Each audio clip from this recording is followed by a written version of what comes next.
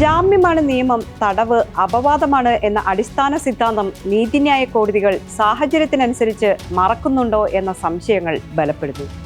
വിചാരണയില്ലാതെ അനിശ്ചിതകാല തടവാണ് ചിലർക്കുള്ളതെങ്കിൽ ഭരണഘടന ഉറപ്പു നൽകുന്ന സ്വാതന്ത്ര്യം എവിടെയാണെന്ന ചോദ്യം പ്രസക്തമാണ്.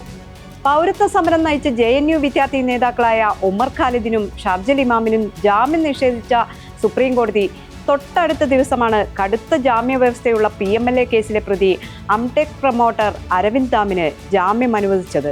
ഇതേക്കുറിച്ചും ചിന്തിക്കേണ്ടതുണ്ട്.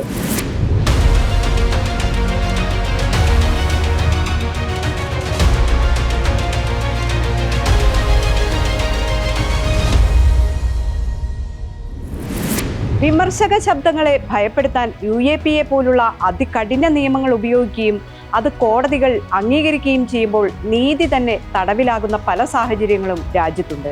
ഡൽഹി കലാപക്കേസിൽ ഉമർ ഖാലിദിനും ഷർജിൽ ഇമാമിനും സുപ്രീം കോടതി ജാമ്യം നിഷേധിക്കുകയും മറ്റ് പ്രതികളായ ഗൽഷിഫ ഫാത്തിമ, മീരാൻ ഹൈദർ, ഷിഫാഹുർ റഹ്മാൻ, മുഹമ്മദ് സലീം ഖാൻ, ഷദാബ് അഹമ്മദ് എന്നിവർക്ക് ജാമ്യം നൽകുകയും ചെയ്തു.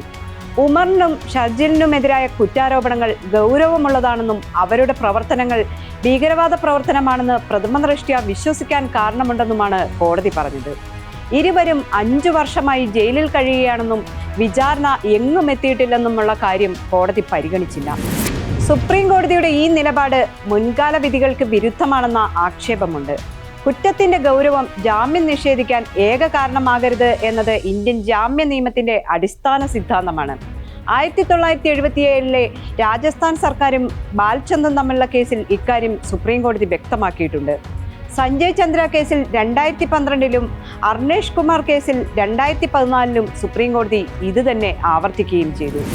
പ്രതി രാജ്യം വിടുമോ, തെളിവുകൾ നശിപ്പിക്കുമോ, സാക്ഷികളെ സ്വാധീനിക്കുമോ തുടങ്ങിയ കാര്യങ്ങളാണ് ജാമ്യത്തിന്റെ ഘട്ടത്തിൽ കോടതികൾ പരിഗണിക്കേണ്ടതെന്നും വ്യക്തമാക്കിയിരുന്നു.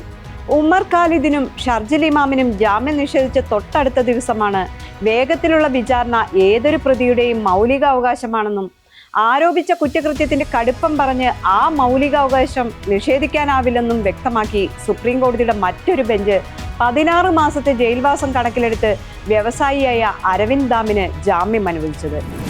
27,000 കോടി രൂപയുടെ തട്ടിപ്പ് കേസിൽ ജയിലിൽ കഴിയുന്ന അരവിന്ദ് ദാമിന് ജസ്റ്റിസുമാരായ സഞ്ജയ് കുമാറും ആലോക് ആരാധയുമാണ് ജാമ്യം അനുവദിച്ചത്. വേഗത്തിലുള്ള വിചാരണ കൂടി അടങ്ങുന്നതാണ് ഭരണഘടനയുടെ 21-ാം അനുച്ഛേദം.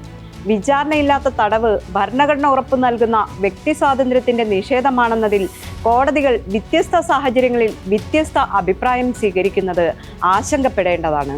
പൗരന്റെ സ്വാതന്ത്ര്യം സംരക്ഷിക്കുക എന്ന ദൗത്യത്തിൽ നിന്ന് വഴുതിപ്പോകുന്ന ജുഡീഷ്യറികൾ നീതി നിഷേധത്തിന്റെ ചരിത്രമാണ് എഴുതി ചേർക്കുന്നത്.